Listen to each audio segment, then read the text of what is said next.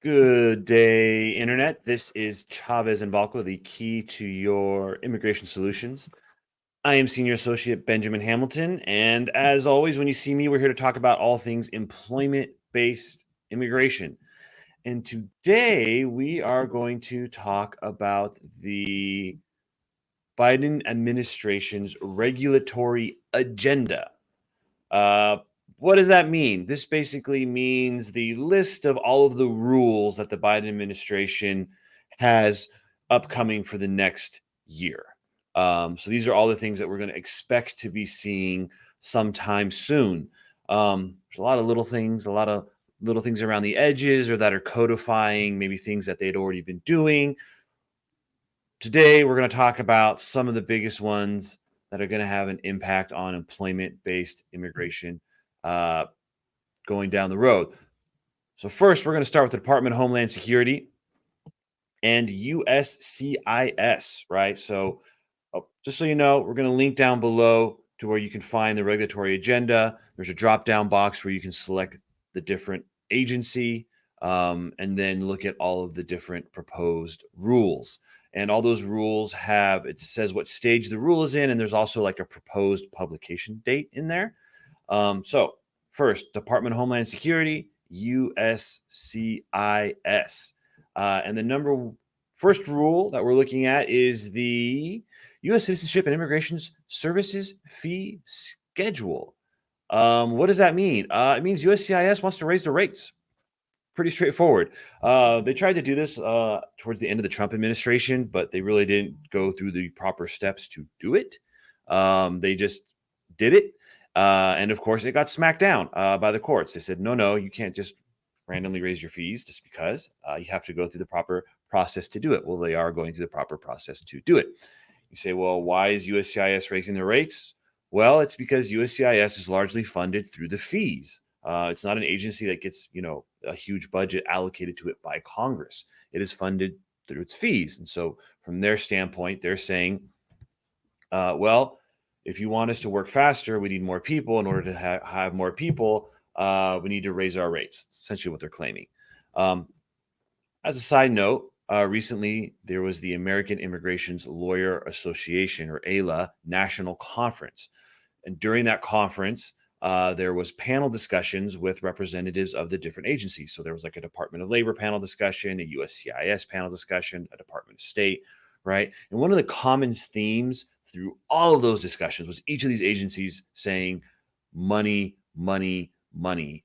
Why are things so backlogged? We need more money. Why are, uh, things taking so long? We need more money. That was just a common theme, right? So basically, it's not a surprise to see them looking to raise their fees. And again, they're claiming that that one of the reasons they're doing it is it'll allow them to provide better service, hire more staff, modernize, which is a big one, right? We keep saying, why aren't you going more online, more digital? Of course, they're claiming, well, that costs money and we need money.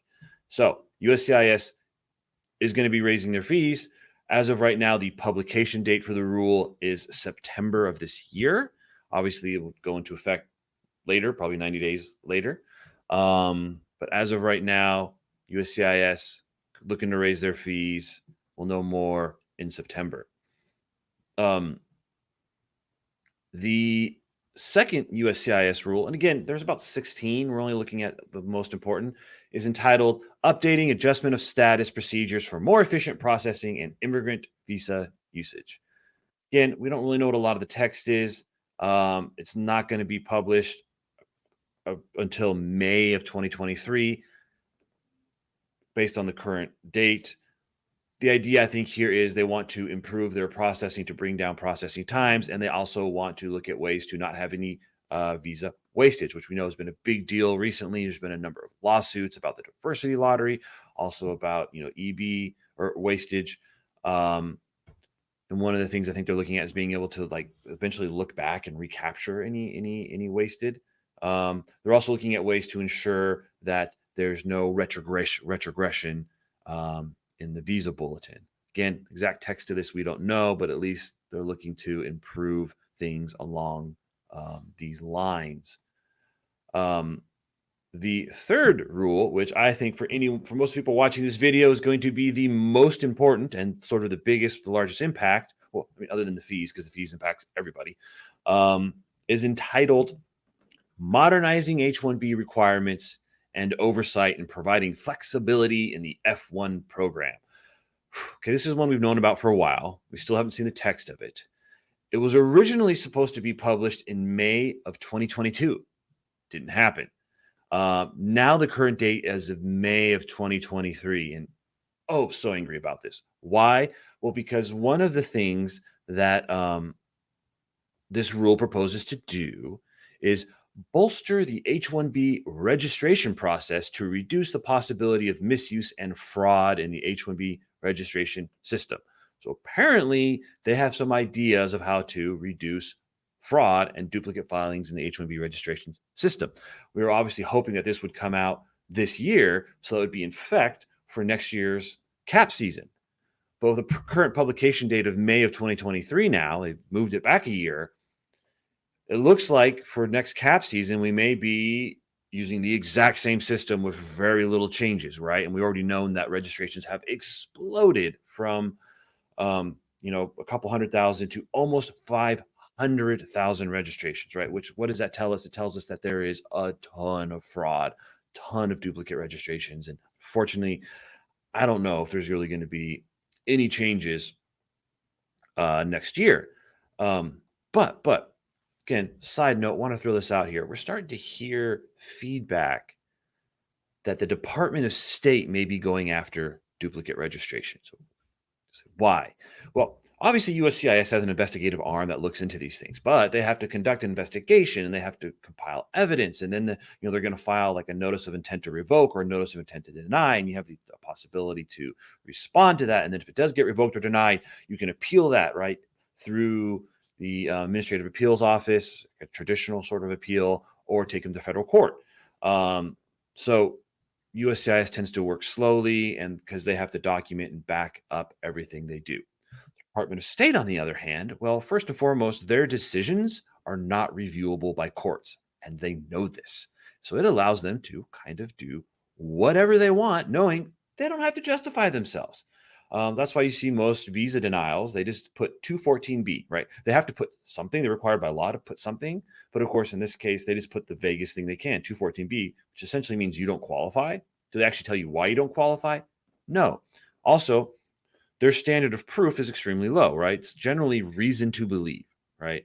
They don't have to prove beyond a reasonable doubt or even by the preponderance of the evidence, just to have a reason to believe you've done something wrong, and they can deny you.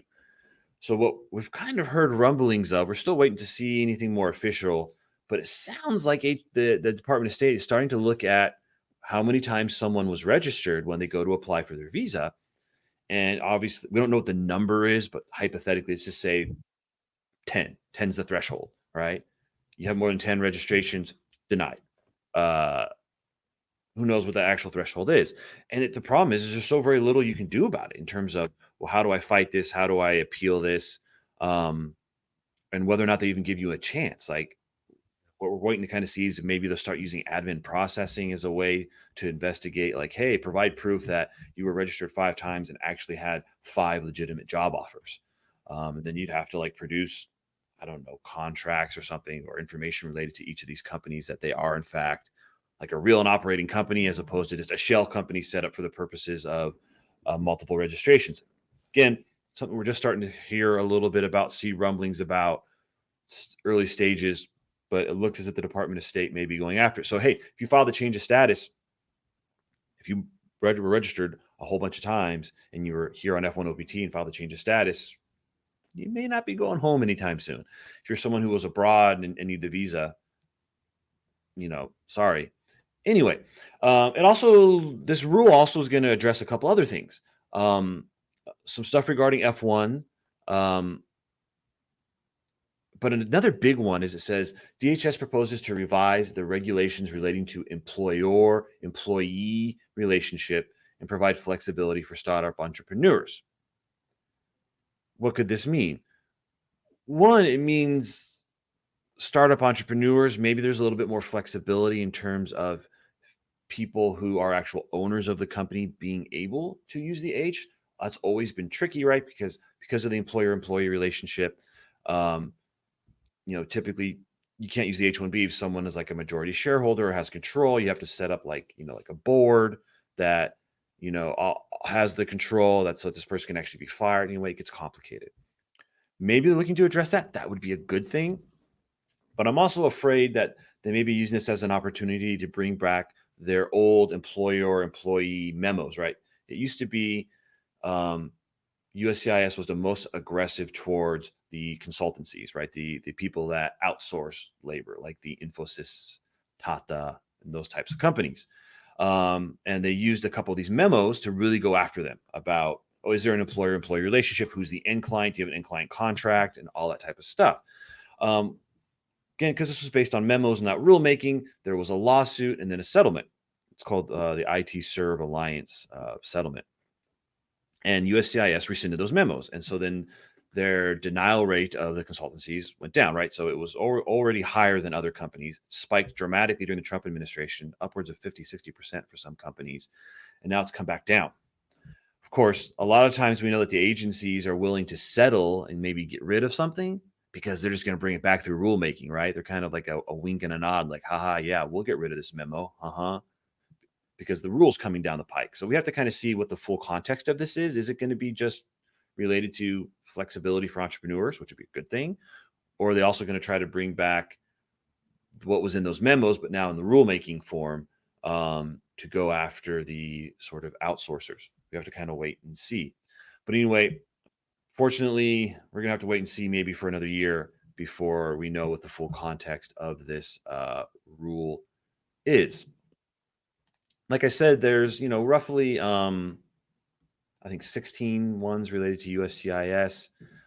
There's over 20 related to CBP, but most of those seem to be, related to customs or some other stuff. I didn't really see anything big there that would impact your sort of average immigrant, coming through CBP.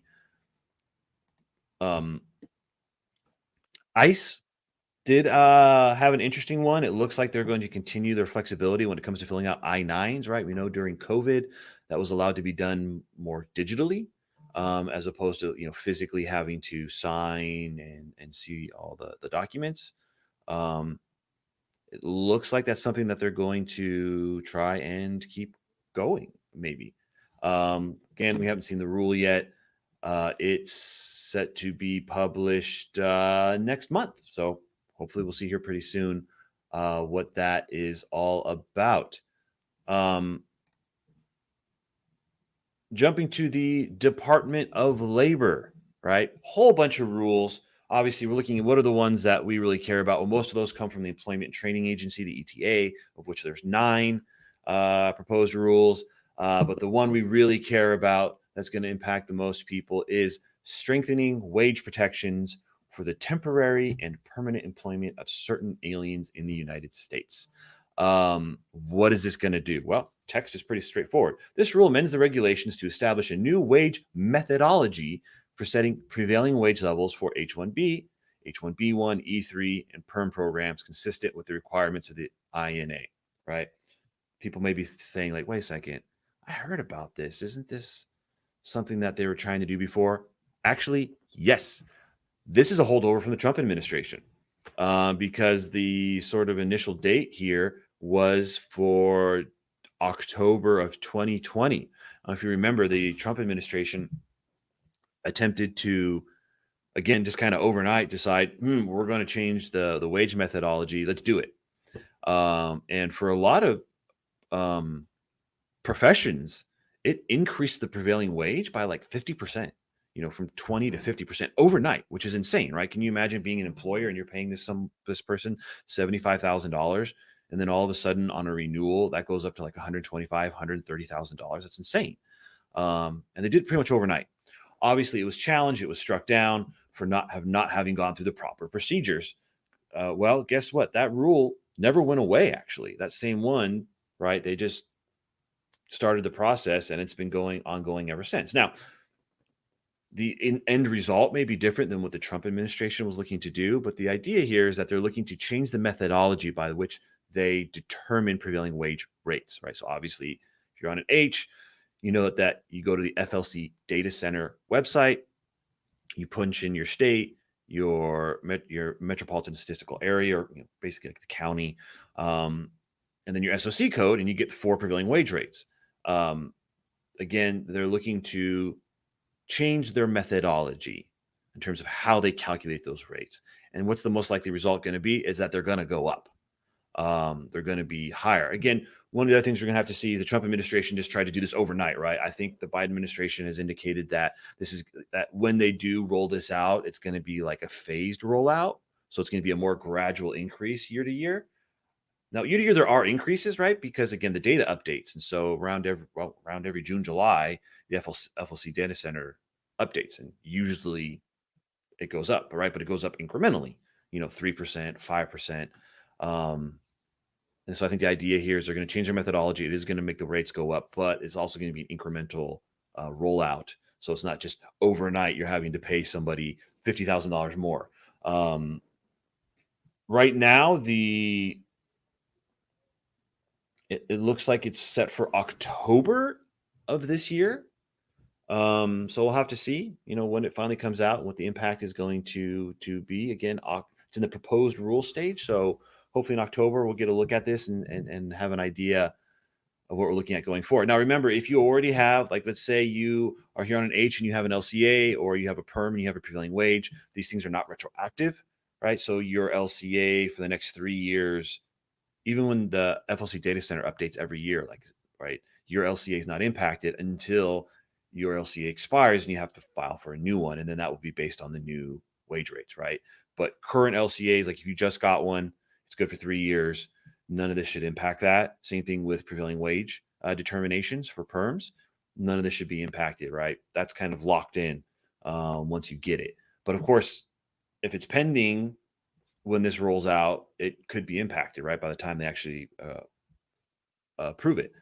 A lot of other stuff, Department of Labor, mostly little things around the edges are not related. So this is really the only one that was, worth focusing on. Department of State.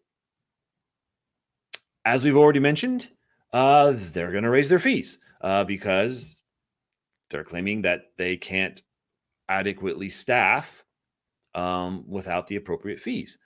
Actually, circling back on that, for USCIS, one of the things that we've been hearing lately is that the Texas Service Center in particular is a nightmare, that they are grossly understaffed, because we've been seeing like significant delays in just receiving receipt notices, right? Or even premium processing, right, that has their dedicated email address and all this, not being particularly responsive. And we've kind of seen confirmation through various sources that the Texas Service Center in particular is suffering a very bad staffing shortage, and including with their contractors, because again, a lot of this stuff is through contractors, like the mailroom. So if you are filing anything with the Texas Service Center, we have been seeing, and I think you're going to continue to see, delays in regards of issuing receipts in a timely manner, responding to anything in a timely manner. Also, we've seen just higher rates of errors in terms of not sending RFEs, wrong addresses. So you got to stay on top of that, right? Keep checking your case status. And if you see like an RFE and you haven't gotten it, then do the e-request, call them, right? And then keep a record of all of that. Screenshots, call them, log. When you call, get the officer number so you can write it down. Because if they say you get denied for not responding to something, right, you can file an appeal or go back to the agency and say, no, I called on these dates. These are the officer numbers. My address was correct. There was clearly an error in your mailroom. Again, most of this right now seems to be related to the Texas Service Center, which is particularly bad.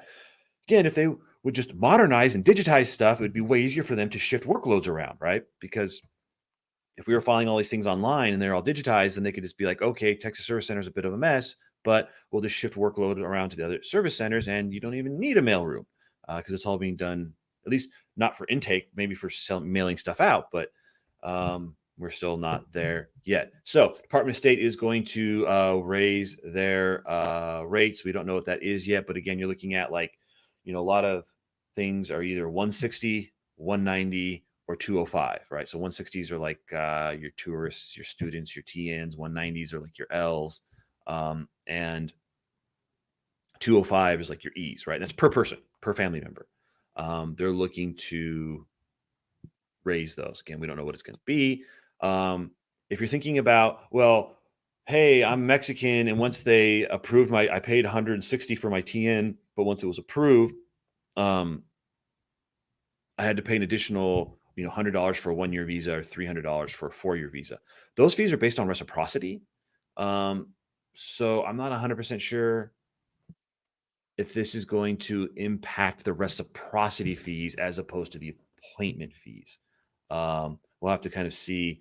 This is set to come out in December of this year.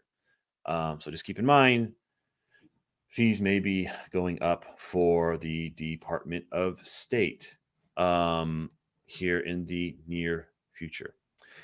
Anyway, I hope this was helpful to kind of see and plan to know what's kind of coming down. Again, the big ones I think are USCIS and Department of State raising their fees. USCIS wants to publish that big one on H-1Bs, including the CAP registration and a little bit about F and OPT. And then, of course, the Department of Labor wants to adjust their methodology in terms of how they're calculating wage rates. I think these are some of the big ones coming down. Obviously, we'll keep looking at all the other things that they do, like again talking about the Department of State maybe denying people with multiple registrations, or like the Texas Service Center suddenly being a complete mess. We'll try to keep you up to date in regards to all those things. As always, if you're interested in talking to us about anything, right, go to our website, go to our socials. You can schedule a consultation online to talk to any of our attorneys. Also, download our app, Law Pilot Guardian. Lots of useful tools there. It's free on Android and iOS. And then, as always, any questions or whatnot, hit us up in the comments. We try to answer to things that are fairly straightforward. I'm getting a hello from Maryland. Thanks for tuning in. And also, again, if you're interested in any of the different visa categories, we have videos on all of those, right? We've done all the non-immigrant visas. We've done all of the immigrant visa categories that are employment-based. We have very detailed walkthroughs of every single category. So if you're looking for a visa option, go. Also, hey, if you have any suggestions for future videos, we're open to those too. But until then, thank you for tuning in, and we'll talk to you later.